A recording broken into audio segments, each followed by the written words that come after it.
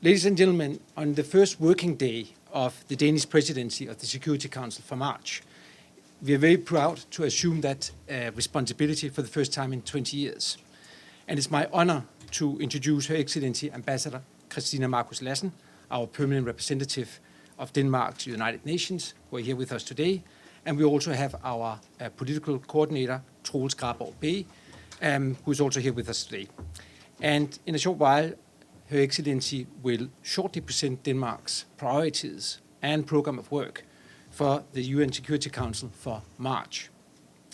We very much appreciate your engagement, and after the presentation, we will open the floor for some questions. We have about 15 to 20 minutes for that. And can I also kindly plead with you that during the Q&A that you introduce yourself and also indicate which media you represent, because I'm not sure I know all of you. Yeah. So without further ado, Madam Ambassador, the floor is yours. Thank you so much, Emil, and good morning or almost afternoon, everyone.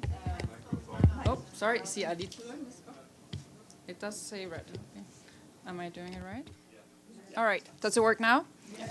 All right, very happy to be here this morning and present the priorities of the program of work for the Danish presidency of the Security Council for the month of March.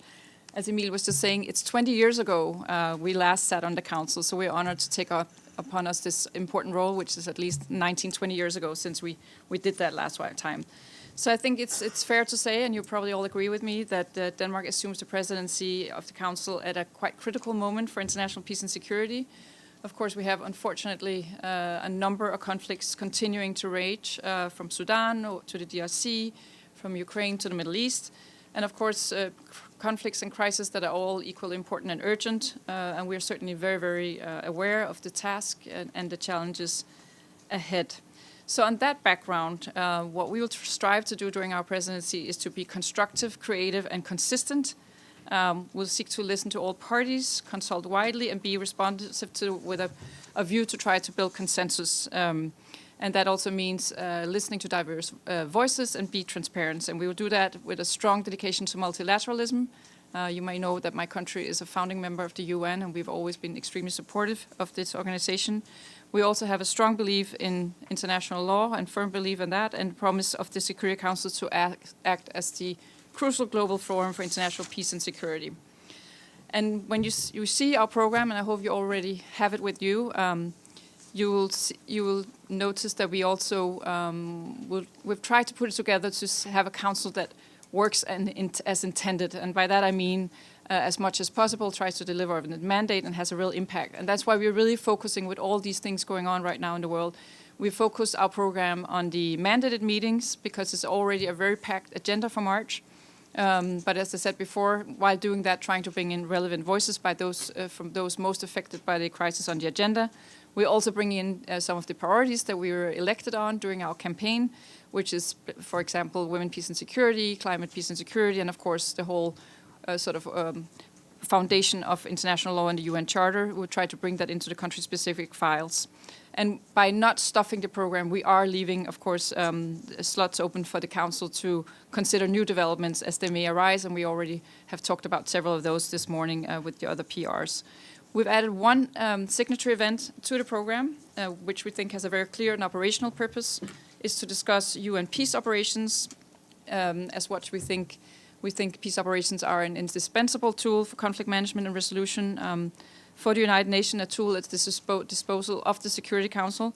And we would like the Council simply to have an honest look at this and discuss it. There's a lot of processes going on the question of peacekeeping, a lot of debates, but we would like to have one time where the Council has a chance to discuss it and how we really make peace operations more adapted to the current realities. And to do so, it's going to be a high-level open debate chaired by the Danish Foreign Minister. And of course, we hope for active participation of all interested member states. And already we got a lot of positive feedback on that issue, so it seems there is a lot of interest out there. Finally, I wanted to just highlight also that we recognize, of course, that peace and security is a collective endeavor, and partnership with regional organizations is essential. And that's why we are very pleased that the annual briefing on cooperation between the UN and the European Union is taking place during our presidency month. We'll have the new EU High Representative coming to brief the Council for the first time. And obviously, we believe that European security architecture is of key importance to the stability of not only Europe itself, but also the wider neighborhood, and that the EU is a strategic partner of the United Nations across the globe. It's not always so highly noticed in New York, but it's of course the EU being the biggest humanitarian partner, a very big development partner, and also very strongly working with the UN as a partner in many conflict resolution issues. Again, I talked a little bit about our working methods and how we go about it, but we'll first and foremost try to be an honest broker. We'll stand for upholding fundamental values and principles, as you've already seen it, and try our best to make the Council work in what are quite difficult and challenging time. So what I thought I would do now is just to mention a little bit, highlight some of the meetings, and then we can go to the Q&A. You will see that there are quite a lot of meetings on the Middle East, 3 alone this week. And again, these are all the mandated meetings, so there might be even more coming. We'll have this week meeting on Gaza, Yemen, and Syria's chemical weapon, and then we have later in the month the 1701 debate or meeting on Lebanon, UNDOF meeting briefing, and the Middle East, another Middle East meeting on settlements, 2234, and then a Syria political humanitarian meeting. And just to highlight on a couple of those, the first this week is already on Wednesday, where we have Sigrid Kark in her sort of last meeting of her old role, talking about sort of the senior reconstruction coordinator, and talking about humanitarian affairs and reconstruction in Gaza, and that's the day after the Arab League summit, so we will have close consultation on that. But then she'll be back later in the month on the 21st for her other role, where she will have, this would be the monthly briefing and consultations on the Middle East, where, of course, in her role as interim special coordinator for the Middle East peace process, and that will be with the specific focus on settlement or resolution 2334. And this is, of course, at a time where the situation in the West Bank continues to deteriorate with a sharp increase in settler violence and expansion. So a lot to discuss at this meeting also. And again, in the beginning and later on in the month, we have that. We also have a couple of meetings on Syria that I just wanted to highlight. The meeting on the 25th is the, again, regular meeting on political and humanitarian affairs, where we have the Council being briefed by Special Envoy Guy Peterson and USG Fletcher. We expect the Danish Foreign Minister again, Lars Løkke Rasmussen, to chair this meeting. And of course, why it's specific interest right now with the political transition going on, and where we have focused from the Council side that it should happen in the spirit of Resolution 2254. And we might see also, of course, a transitional government appointed one of these days, and hopefully a process leading towards free and fair elections. That's at least what the resolution calls for. So we are eager to hear an update on that. And of course, very much to see an inclusive process here. So that would be, again, interesting under a new circumstance. The same even with the meeting on Friday on serious chemical weapons. Again, a meeting that used to be a little bit more routine, but this time it would actually be the first meeting about the chemical weapons program since the fall of the Assad regime. So we hope to hear a little bit new, both from the USG and also from, she will report from the OPCW's first visit into Syria since the fall of the regime. I wanted to just highlight 2 other meetings and then I'll stop, I promise. First one is on Afghanistan. Again, it's the quarterly briefing and consultations on UNAMA. We had the SRSG briefing the Council, and we have scheduled this meeting on the 10th of March. You will notice that this is the first day of the CSW, and it's not a complete coincidence. We do want to have a special focus during the meeting on the situation for women and girls in Afghanistan. We'll also invite a civil society briefer and have a WPS stakeout before that meeting. Again, we've all seen how the situation for women and girls has continued to deteriorate in the last 6 months again, with lots of new pieces of legislation that are very concerning. So we thought that was a good time to take stock on that. And of course, it's just happening just before the mandate renewal planned for the 17th of March for UNAMA. So hopefully we'll have a good meeting discussing before that. A second meeting I just wanted to highlight is the 27th of March, the briefing and consultation on DRC, where we expect SRSG Kaita to brief and also have a civil society briefer. It's, of course, a really difficult time in the DRC with the continued M23 advances in the east of the country with support for Rwanda. And I think the Council have been quite clear about that. We were happy last month that we managed to adopt our statement on that, and of course strongly condemn the M23 offensive and call to a recommitment to the Luanda and Nairobi processes. And basically would like to support all the initiatives that get the parties back on track. So it's an important meeting. It's a little bit late in the month. So obviously, according to the situation, we'll see if there might be something that develops that we need to convene the Council early on this issue before the regular briefing. So these are some of the mandated meetings. Of course, as with DRC, we continue to monitor other crises that we might need to convene more urgently. We've learned that the hard way, I think in January and February, how many urgent situations there are and extra meetings being called, and we're of course very ready to do that. Sudan is another issue I didn't mention, where we could also imagine that it might be necessary to have a meeting. Of course, also Ukraine, where there might be an inflection point here. And then, of course, we've just had the Secretary General's letter on options for the UN in Haiti. All of that could be issues that we'll also discuss during our presidency. So with all of that, I'll just be happy to take some questions. Thank you very much, Madam Ambassador, on behalf of the United Nations Correspondents Association for doing this briefing. We hope you'll come to the stakeout many times during the month. My name is Edith Lederer from the Associated Press. Two questions.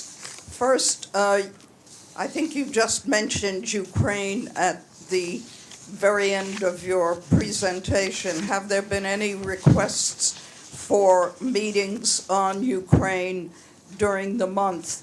And secondly, of course, your country has been in the news because of President Trump's demand that the Danish government basically give Greenland to the United States.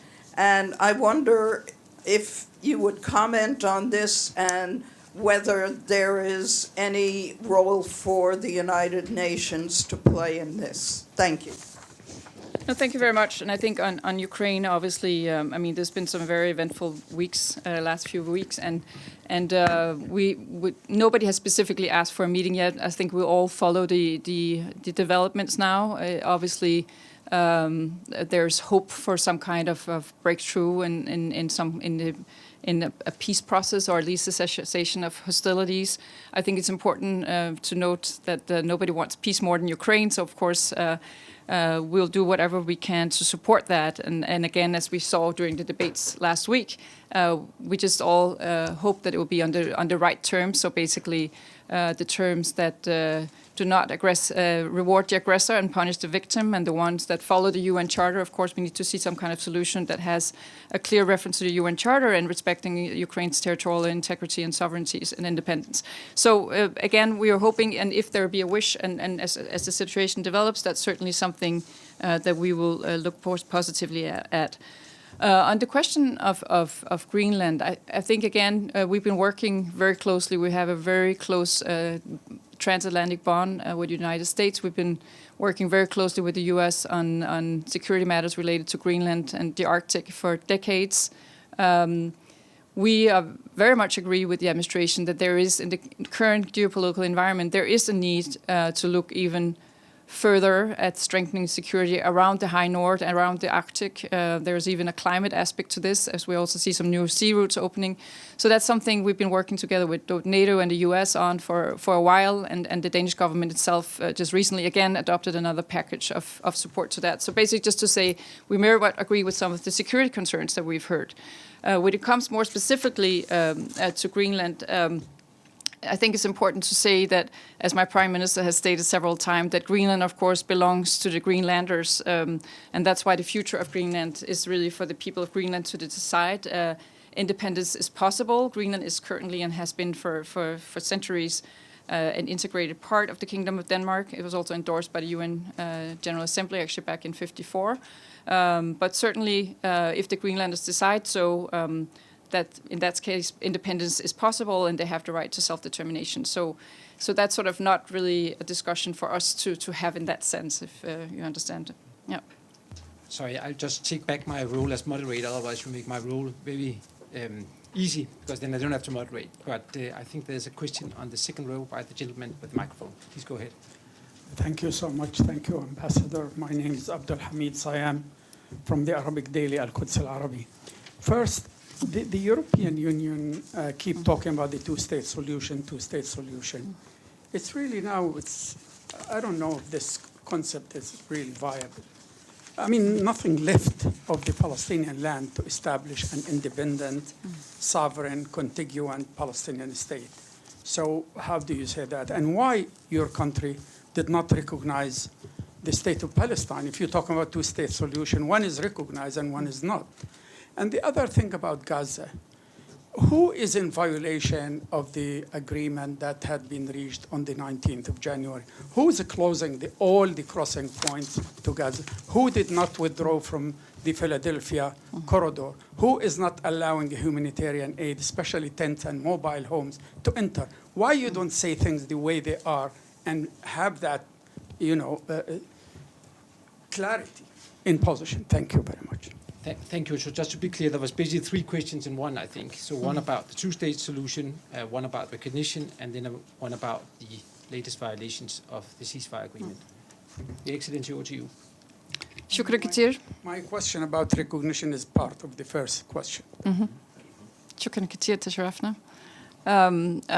Certainly lots to be concerned about right now. I think we continue to believe in a two-state solution, and that's also why we continue insisting that process should go on. We have now the Global Alliance, of course, for two-state solution, and everything that has so sadly happened over the last year and a half. We were a little bit hopeful when we finally saw the ceasefire back in January, because, of course, once those three steps are hopefully implemented, we do see that this is the time to then continue also a discussion of reconstruction of Gaza and also working towards a two-state solution, and that's what we hope both parties will do. Why we have not recognized Palestine, I think, it's quite widely, it's not just us, so to say. We've always been on that side saying that basically we need to use that chip, so to say, when it really, really matters, and when we are in a situation where that could make a difference. And that's also the discussion we've had within the European Union, where, of course, some had done it a very long time ago, but for the rest of us, we've sort of waited for that. So that's also why we consider basically within the framework set out by international law that this recognition should happen as a part of a two-state solution negotiation. You've heard it before, and we continue to say that, but we obviously also continue to look at what's happening. So that's also why you saw us vote in favor, for example, last May, when the General Assembly voted for giving the Palestinian mission here greater rights within the General Assembly. So that's we have adopted, I would say, along the way, but on the actual question of negotiation of recognition, that is still the case. On the ceasefire now, if I understand you correctly, I mean, again, this was finally a hopeful thing that happened. We've seen some of the very positive things come out of the ceasefire, including, of course, a release of a high number of hostages for the first time in many, many months, which has been extremely welcome, but also, of course, a very, very strong surge in the humanitarian assistance coming into Gaza, which was extremely needed because the people of Gaza, of course, have been living in completely horrible conditions for so many months. And that's why we think now we really just urge both parties to continue now the implementations of the ceasefire and the three phases, and which would mean also making the ceasefire permanent. We think it's regrettable that it seems that Hamas is apparently rejecting the extension of the first phase of the ceasefire. But it's also important to say that the Israeli announcement to block humanitarian assistance or emergency aid is basically very problematic. Access to humanitarian aid should never be politicized or become a means of pressure. And of course, as we've seen, it will become a serious issue for the civilian population in there. So we certainly just urge the two parties to continue now the negotiations about phase 2 of the ceasefire. and then hopefully leading to the permanent of the ceasefire. And again, that's where we hope that could actually create the renewed momentum. I think we've all seen how badly it could go, and I think for most of the international community has only confirmed us in the belief that we need to move towards a two-state solution now. Thanks a lot. I go back to the first row, the lady sitting just there. Thank you. Thank you so much. Thank you, Ambassador. We're looking forward to the month. It's Pamela Falk from U.S. News and World Report. On following up a little on Ukraine, do you expect and I guess I'm asking, when is the EU rep, the High Representative coming? Is that for the 24th? Is that?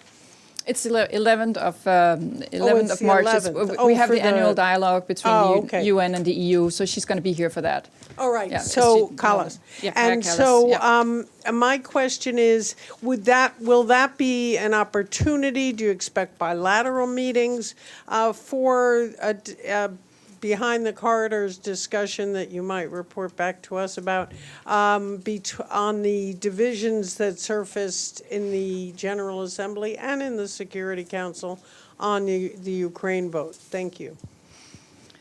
I think there's lots of discussions both in front of cameras and behind closed doors going on these days. And we saw of course, yesterday also an important summit in Europe. Everybody is consulting right now, and that's hugely important. I'm sure, I don't know what the High Representative's program is. I'm sure that's something that also would continue over here. I think what we saw last week is really, I mean, we all want the same thing, ultimately. We all would like peace. And again, as I said, Ukraine more than anyone. And I think that's really important, that it doesn't become a question of somebody being against peace, because, of course, we all would want peace. And the reason that you saw us voting differently last week than we normally do with some of our major partner is basically that we just want to make sure, as I said before, that this peace is on the right terms. And that's, of course, for Ukraine to be able to accept it, for Ukraine's right to be respected. It was, after all, this is the aggressor, it's the victim here, and we shouldn't, of course, reward the aggressor, as I said before. So for us, what was important, and that's why the Europeans, together with many other countries, put forward these suggestions for amendments for this draft text, both in the General Assembly and the Security Council. In the General Assembly, it was adopted, as you know, and we also voted in favor of the American text with the amendments. In the Security Council, unfortunately, there was a P5 member who vetoed some of our amendments, even those just referring to the UN Charter and to some of the basic principles. And that's why, in the end, we couldn't support it in that current form, and we abstained. So it's more a question of how do we get there than the end goal that I think we all agree on. Thank you. I need to be able to handle this. So I think just in terms of demands, I'll go to the third row, the lady in the white. Thank you. Yes. Thank you so much. Thank you, Madam Ambassador. My name is Susan Tehrani from WION. In terms of Russia's invasion of Ukraine, in that context, what is your greatest concern, and by extension, the EU's greatest concern? Would it be President Donald Trump? Would it be Russian President Vladimir Putin? Or would it be how Europe moves forward from here on out? Thank you.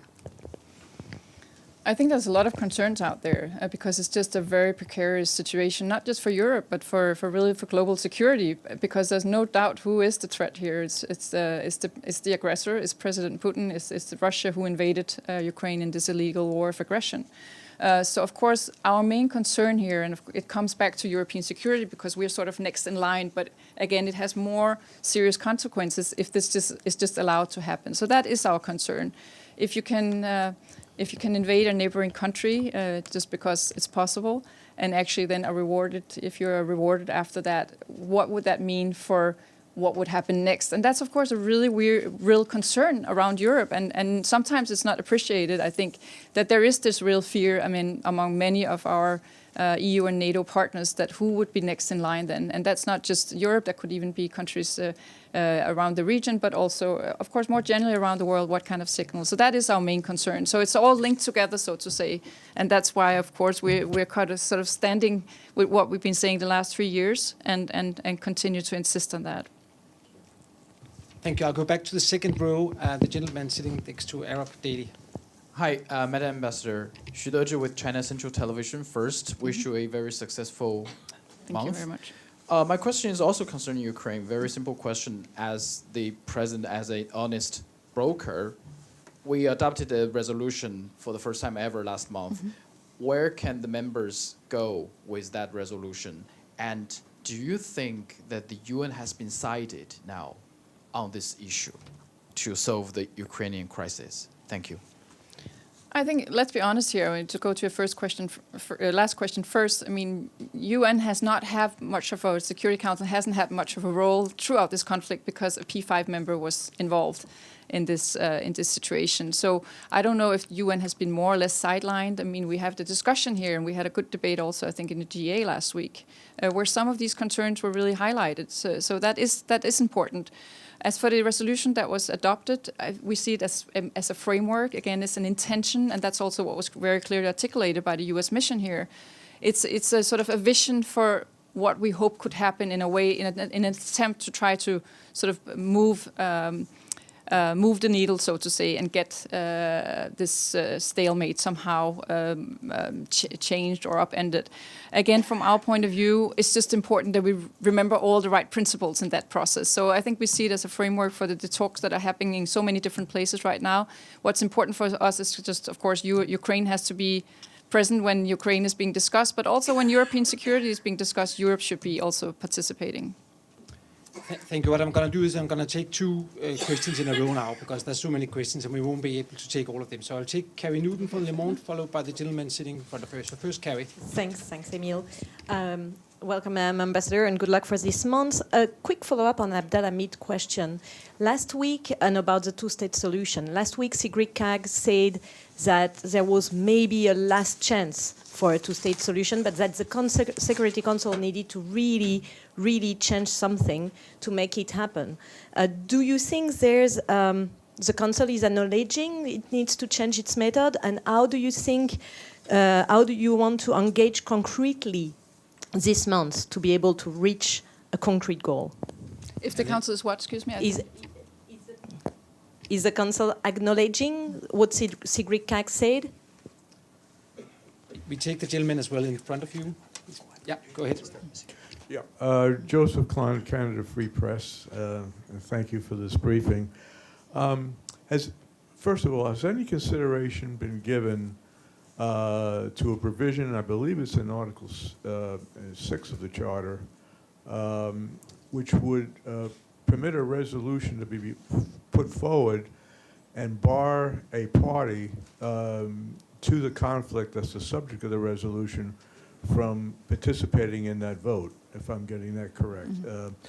And related to that, I know that Denmark is a very strong supporter of Ukraine, and therefore I'm wondering why at least 15 Danish companies are still being allowed by the Danish Business Authority to continue exporting services to subsidiary companies, Danish subsidiary companies still doing business in Russia, including IT services. Can you explain that? Can I just ask you first, the first question you asked, excuse me, was about Article 6 of the Charter, just to understand you completely. Could you repeat that question? So maybe we just take that question and your first question. You want me to repeat the? Okay. Yes, the first one, please. Okay, I will try to do it as well as I can.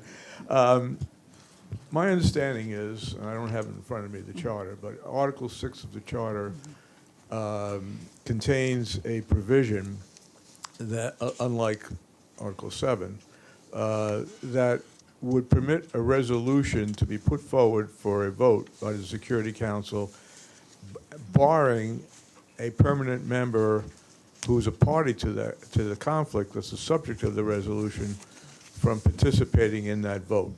So if I'm correct with that, is any consideration being given to possibly invoking that provision to avoid a veto by Russia?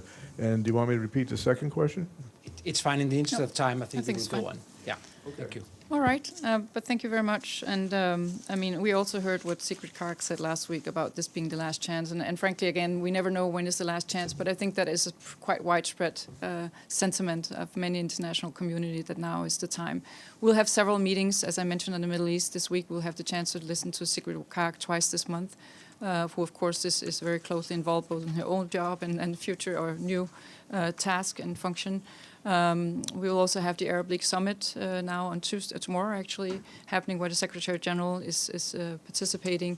So there are many things going on, and I think that's why our first and foremost what we are doing right now is to urging the parties to just implement the provisions in the ceasefire agreement and the 3 phases, of course, because that could eventually lead to something. But obviously, there are many things happening that are troubling, both, of course, if the ceasefire was to break down, inside Gaza, but also what's happening in the West Bank, where we've seen quite widespread violence in the last couple of months. That also, of course, again, undermines these prospects for a 2-state solution. So again, I think we'll try to work on everything we can to just keep that process, very fragile process, together right now. And then there are, of course, many different fora where this is being discussed right now. So we certainly do acknowledge the danger. On the participation of the aggressor, so to say, I know what you're referring to. I also don't know exactly which paragraph or which part of the charter it is. It's something that's being discussed often when we talk about working methods and how to make the council more efficient and transparent and fair somehow. But I think, again, as I understand, everybody would have to agree on that on the council. And I find that hard to see that all the P5 would also agree to such a solution, because that, of course, would have to be consequent and not just in this situation. And I don't necessarily see that as realistic. First of all, I just want to make a correction. I think it was Chapter 6 rather than Article 6. I'm not sure. Probably. But secondly, if it's a procedural issue, wouldn't just a majority of the council have to Article approve? 27.3, I realize here. Yeah. Yeah, but wouldn't just a majority have to approve if it's considered a procedural issue? In as to who can principle, vote? yes, I think you're right, but I don't think anybody thinks it's really realistic. And that's why, again, what we have tried to do is in a more practical approach, in the sense that certainly most of us who are not permanent members of the council, we do find it very challenging with the use of the veto. And that's why we've been trying to actually see how we could reduce the scope and the use of the veto, and that's why, for example, something like the Liechtenstein veto initiative has made it at least come at a cost whenever you use the veto, but there are also several other proposals out there, such as the Mexican French proposal. All of this, I think we need to have the sort of the general UN membership on board, and then, of course, also convince those who actually own the veto before that would be possible. But certainly, it's something that we will find, and that sounds very very reasonable. On your last question about Danish companies, I have to say I don't really know which ones those are. I know since the beginning we were very strict from the European Union side. Actually, Europe very much took lead when it came to the sanctions against Russia for the illegal aggression against Ukraine. We did have some humanitarian exemptions. I don't know if what you mentioned fall into that. I know that a lot of Danish companies pulled out at very great cost. A lot of their companies basically were pretty much seized inside Russia. So there's been a long process over the last 3 years with that. And if there are some companies, again, I can't answer you right now what that would, why that would be the case, but certainly it's something that we have a very strong focus on. As you said, we have been a very, very strong supporter of my country to Ukraine throughout this process. And that's also what you would have heard again, even my Prime Minister mentioned yesterday, something that Europe has to be even stronger. Even now, if we hope for a peace, we need to make sure that Ukraine is just in the strongest possible position when those negotiations happen. And that's why we will continue to support Ukraine militarily, but also all kinds of other support. It might not be widely known, but my country is actually per capita, so relative terms, the biggest contributor to military support to Ukraine right now, and will continue to be so. Thanks a lot, Ambassador. I think we have time for 1 or 2 more questions. I'll take the gentleman on the third row, which I think is Gianpaolo, and then followed by the gentleman behind. Go ahead. Yeah. Maybe Stefano. Thank you, Madam Ambassador. I'm Stefano. Gianpaolo is another colleague. Stefano Vaccara, Ital Press, La Voce di New York. At least in Italian, I don't know if in English is the same expression, but no all devils come to harm, okay? We will say, non tutto il male vien per nuocere. And I'm talking about what happened last week. Last week, on the General Assembly, United States voted along with Russia, Belarus, and North Korea, and against what Europe proposed, at least in most European countries. On the Security Council, the 5 European countries abstained a resolution presented by United States. Is for the first time, and I've been here a long time in this building, I saw Europe. At least if somebody is not European here, all of a sudden saw a vote, a united vote of Europe, a presence of Europe in this building. So in your presidency this month, is your presidency is going to continue this to show that Europe actually can exist, maybe doesn't exist yet, but can exist, or first, first there would be the national interest of Denmark, and then maybe if it's coincide, there will be also Europe. That's a multifaceted question, I think you say. But I think Europe, first of all, I think Europe always exists. And at least sort of in our mind, we have a very strong European presence here. As a presidency, I mean, this is new for us, but the role as we understand, we have to, of course, be an honest broker. So we're not going to sort of favor one part of the other. But we think it is important, as I think I referred to before, that Europe also stands up more when it comes to European security. That's, of course, going to be in cooperation still. We have a very strong transatlantic alliance that has served us all very well for decades. I think we all have an interest in that, for that to continue. But within that alliance, Europe has to stand more on its own feet, so to say, and I think that's also what we saw yesterday at the summit in London and some of the other talks there's been. So again, we certainly think it makes sense to cooperate on that. Europe has had a very strong position on Ukraine since the beginning of the war, and that has maybe been more clear in the past week because of the events that happened. Again, we would prefer that we all sort of vote in the same manner with our allies, but we simply think that something was missing from that resolution that we needed to add on, and that's where you saw Europe expressing itself quite clearly. So whether it's going to be more or less, I always hope we work together in Europe. And on that note, thanks a lot, Ambassador. I know you have a very heavy schedule, so I think we will have to break it off here. But thanks a lot for all your questions. It was very nice to meet you on a Monday afternoon, and looking forward to all our exchanges. Thanks for coming, and stay in touch. Thank you.